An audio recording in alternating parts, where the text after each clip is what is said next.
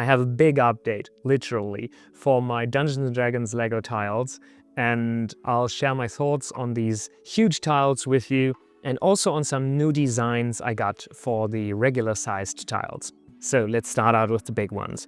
In the past, I've built 8x8 stud tiles that represent 10 by 10 feet in a standard Dungeons & Dragons grid map. And I really liked these smaller tile sizes because of multiple reasons. One, it's very versatile. If you have like different floor layouts, you can combine them and really get a kind of organic look in your maps, which is hard to achieve with Lego. The other thing is that the 8x8 size is kind of cheap to get, but recently I'm trying to build bigger and bigger maps, getting closer to the standard maps in some of the official Dungeons & Dragons adventures, some of the unofficial ones, which tend to be quite large.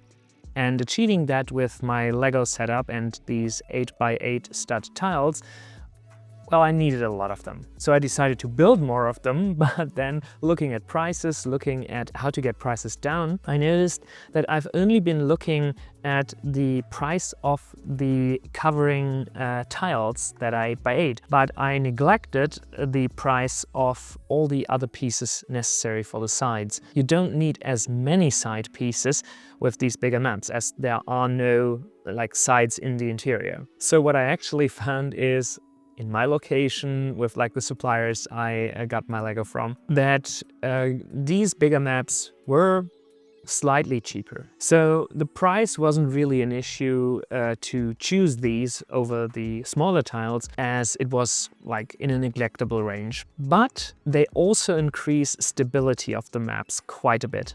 And it's even easier to assemble them because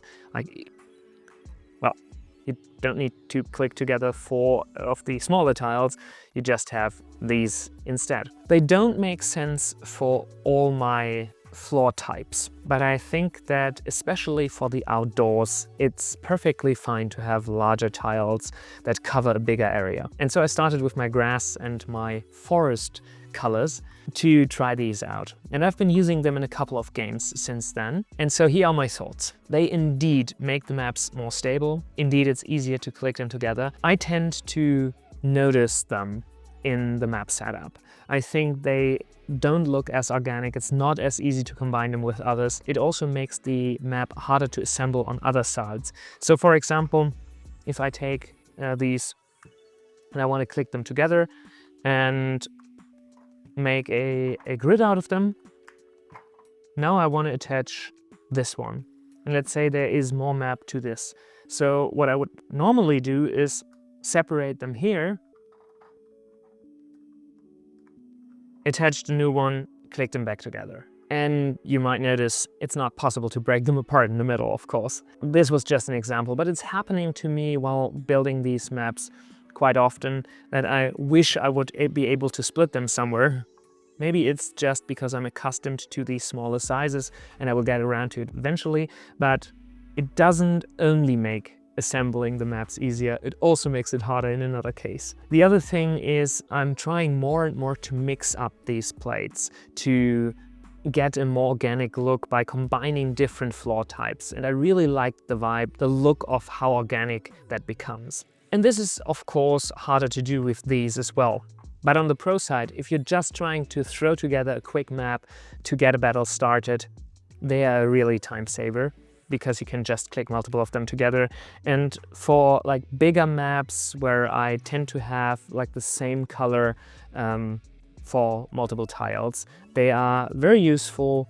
And as I said, slightly cheaper than having the smaller ones. So I don't really mind that they might be like more difficult to get an organic look out of. So let's have a look on the inside and see how they are built up. The base of these is a 16 by 16 studded plate, dark gray on the bottom and tan colored for this one on the top. My standard colors, yours might of course vary. The other thing I switched around, I didn't use these 2x1 Technic pieces with a hole in them.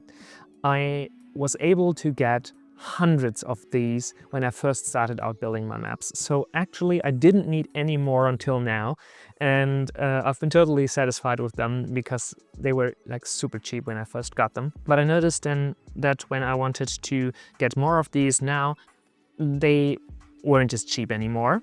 And I actually noticed that getting these longer pieces, 6x1 and 4x1, was actually quite cheaper if you look at like bigger scales, few cents at least per piece, that I needed to spend less. So I decided on trying that out, and I also adapted that for my new smaller tiles as well, where I have these 1x4s in there as well. That is something that I absolutely like because it's easier to assemble, and assembling a lot of these tiles isn't as fun as like building some more enjoyable. It's not the most enjoyable Lego experience, let's say, if you're just like clicking in the 100th 1x2 with a hole in them. So getting these bigger ones made it easier to assemble. Big plus, would recommend. Still for me, I'm trying to always get the best deal and trying to like compare prices, even if they are only cents off. Maybe that's a tick of mine, I don't know. But yeah, saves me a couple of bucks with each purchase, so that's great. And of course, like I totally get why you won't spend that time. But yeah, great plus if you can get them for cheap like I did. They're pretty expensive with the pick a brick Lego officials purchase portal of single bricks, but they were way cheaper when getting them through Bricklink. So that was my way to go. I never really check for used or new because I just take the cheaper one, because mostly new bricks and like well cleaned used ones, in my opinion, are the same quality. I don't really mind the difference. I'm not like building hardcore stuff with them over and over again, where I'm deconstructing and constructing again, and I would like need the sturdiest of sturdy bricks. But I would recommend to get everything that has a pin on it in new condition, or make sure it's at least a very good condition if you're getting it used. Because these pins, if they are like a little broken or a little already pushed too closely together, they might not stick as good. I didn't really have an issue with these fixed pins to the 1x2s, but I had an issue with like single pins that you can stick into these Technic bricks. And these are the big maps. What do you think about them? Let me know in the comments. I'm really looking forward to seeing you in the next video, and thanks for all your comments and your support. Bye.